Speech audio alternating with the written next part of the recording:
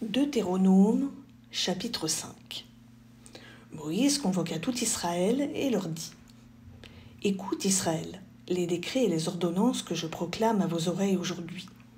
Vous les apprendrez et vous veillerez à les mettre en pratique. Le Seigneur notre Dieu a conclu une alliance avec nous à Horeb. Ce n'est pas avec nos pères que le Seigneur a conclu cette alliance, mais bien avec nous, nous-mêmes, qui sommes ici aujourd'hui, tous vivants. C'est face à face que le Seigneur a parlé avec vous sur la montagne, du milieu du feu.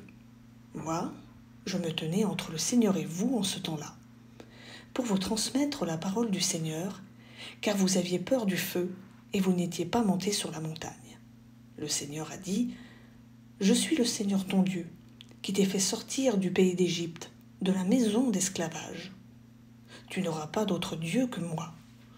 Tu ne feras aucune idole, aucune image de ce qui est là-haut, dans les cieux, ou en bas sur la terre, ou dans les eaux, par-dessous la terre. Tu ne te prosterneras pas devant ces images pour leur rendre un culte. Car moi, le Seigneur ton Dieu, je suis un Dieu jaloux. Chez ceux qui me haïssent, je punis la faute des pères sur les fils, jusqu'à la 3e et la 4e génération. Mais ceux qui m'aiment et observent mes commandements, je leur montre ma fidélité jusqu'à la 1000e génération. Tu n'invoqueras pas le nom du Seigneur ton Dieu pour le mal, car le Seigneur ne laissera pas impuni celui qui invoque son nom pour le mal. Observe le jour du sabbat, en le sanctifiant, selon l'ordre du Seigneur ton Dieu. Pendant 6 jours, tu travailleras et tu feras tout ton ouvrage. Mais le 7e jour est le jour du repos, sabbat en l'honneur du Seigneur ton Dieu. Tu ne feras aucun ouvrage, ni toi, ni ton fils, ni ta fille, ni ton serviteur, ni ta servante, ni ton bœuf, ni ton âne, ni aucune de tes bêtes, ni l'immigré qui réside dans ta ville. Ainsi, comme toi-même, ton serviteur et ta servante se reposeront. Tu te souviendras que tu as été esclave au pays d'Égypte, et que le Seigneur ton Dieu t'en a fait sortir à main forte et à bras étendus. C'est pourquoi le Seigneur ton Dieu t'a ordonné de célébrer le jour du sabbat. Honore ton père et ta mère, comme te l'a ordonné le Seigneur ton Dieu, afin d'avoir longue vie et bonheur sur la terre que te donne le Seigneur ton Dieu. Tu ne commettras pas de meurtre, tu ne commettras pas d'adultère, tu ne commettras pas de vol, tu ne porteras pas de faux témoignages contre ton prochain. Tu ne convoiteras pas la femme de ton prochain. Tu ne désireras ni sa maison, ni son champ, ni son serviteur, ni sa servante, ni son bœuf ou son âne, rien de ce qui lui appartient. Ces paroles, le Seigneur les a dites à toute l'assemblée de son peuple sur la montagne du milieu du feu, des nuages et de la nuit obscure. Il les a dites d'une voix puissante et n'a rien ajouté.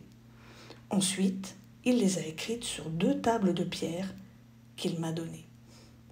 Or, quand vous avez entendu la voix sortant des ténèbres, tandis que la montagne était embrasée par le feu, vous vous êtes approchés de moi, vous, tous les chefs de tribus, et vous, les anciens.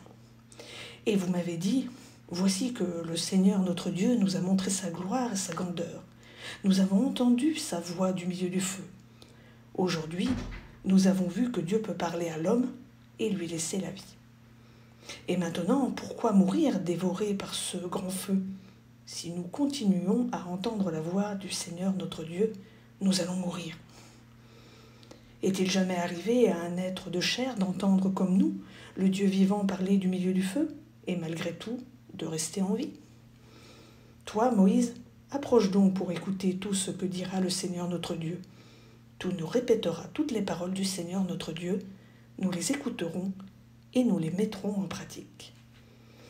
Le Seigneur a entendu le son de votre voix lorsque vous me parliez.